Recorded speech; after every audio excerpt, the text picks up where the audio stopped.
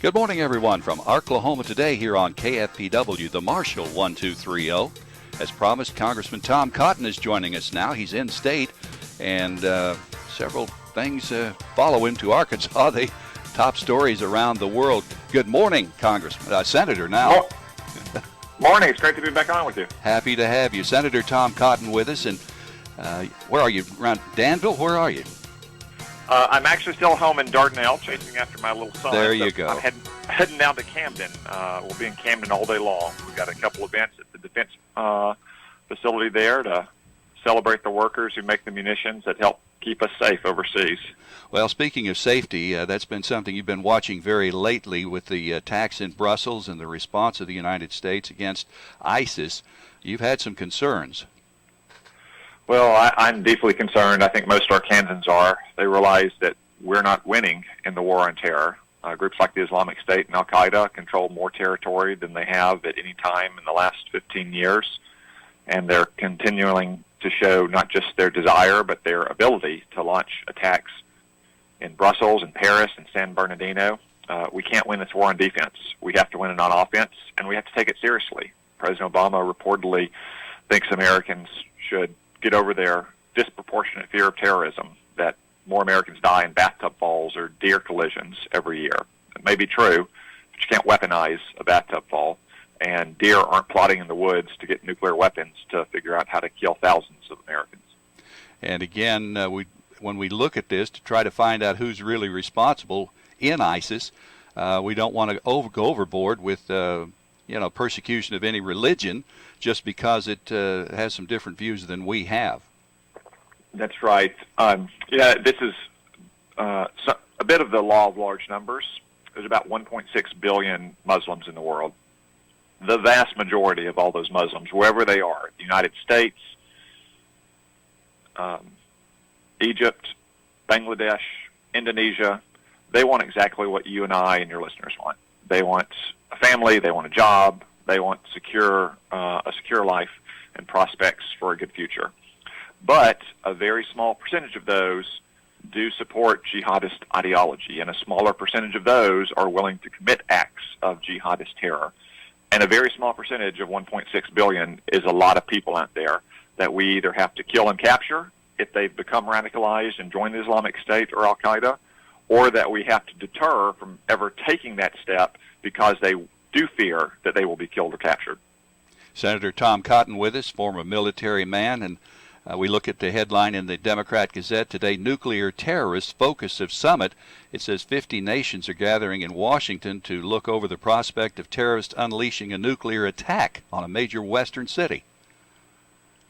Yeah, that's obviously an ambition that Al-Qaeda had throughout its life and still has, and the Islamic State has as well. We now know, thanks to some of the raids in Belgium, that Islamic State operatives were casing nuclear facilities and even monitoring the senior employees of those nuclear facilities. And while those facilities don't have nuclear weapons in them in Belgium, just getting your hands on plutonium or uranium and creating a so-called dirty bomb could kill thousands in the long term and wreak havoc for an entire metropolitan area. That's why the Nuclear Security Summit in Washington this week is focused on trying to secure nuclear facilities around the world. And just another example of why we have to win the war on offense. We can't hunker down on defense and expect to pitch a perfect game against every potential terrorist attack. Senator, looking closer to home today, the president announcing the release, pardoning, whatever, of a number of individuals, most of them with drug charges and so on. But it is a different approach to law enforcement, to criminal justice reform, something you're concerned about, but I don't know if that's the way you were thinking of doing it. So I'd say this about the criminal justice system. There's lots of steps we could take to reform our criminal justice system. For instance, making sure prisons are a safe place for corrections officers and prisoners as well. Focusing on rehabilitation and redemption programs, encouraging drug addicts to get treatment, to try to give prisoners GEDs or skills to encourage Christian ministries to expand their outreach within prisons. I also don't personally think that we should put in prison for long sentences people who have small and clearly personal size uses of most drugs, say marijuana, for instance. I think we should divert them into drug courts. We should give them treatment. We should give them the chance to get back on their feet. We don't have the resources to put them in prison, nor is it the right thing to do for them, in my opinion. What we shouldn't do is let hardened, repeat violent felons back onto the streets. And legislation in the Senate right now would do just that. That's why I'm strongly opposed to it. Now, the president, as you mentioned, commuted the sentences of several dozen federal prisoners. I haven't reviewed the individual cases. I'm open, though, to that approach. To those who say that we need to reduce sentences across the board because there are a few cases of manifestly unjust sentences, my answer is the president has the pardon power, and the president can address those few rare cases in which a sentence is manifestly unjust. We shouldn't, however, reduce sentences across the board for hardened and repeat felons just to get to those few hard cases. We come up here in the Arkansas area and region with a situation where, you heard the argument between federal government and the states' rights, what are the rights of the state, and it looks like another right of the states has kind of been thrown in the ditch. The issue of what can go across property lines, state lines, the clean line situation being approved by the Department of Energy over the protest, I guess, of the whole delegation from Arkansas. Yeah, this is an unfortunate development, in my opinion. The Clean Line Project was denied by the State Public Service Commission, which in our federalist system traditionally has the authority to approve or deny such applications. Yet the Department of Energy in Washington is moving forward with it using a unprecedented power for the very first time. I don't think that's the right approach. I think state government should have the power to make these decisions, at least to weigh in on these decisions. That's why Senator Bozer and I proposed legislation that would require state government input before any project like this can go forward.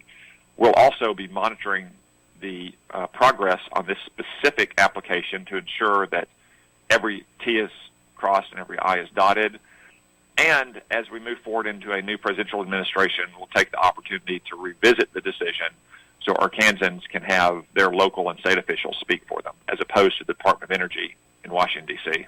Senator Cotton, you talked about the political season, in a way, right, what you referenced there. We certainly have, on both sides, the Democrats and the Republicans, a great deal of what we call, I guess, dissension, or at least discussion. Yeah, well, it's been quite a presidential campaign season right now. A lot of people have focused on the Republican primary, but I'd point out that Bernie Sanders, who is an self-avowed socialist, has gotten more votes in his primary than Donald Trump has gotten in our primary. It's a new world. It is. Congressman, I've done a lot of question asking here. What about anything you'd like to pass along to our listeners?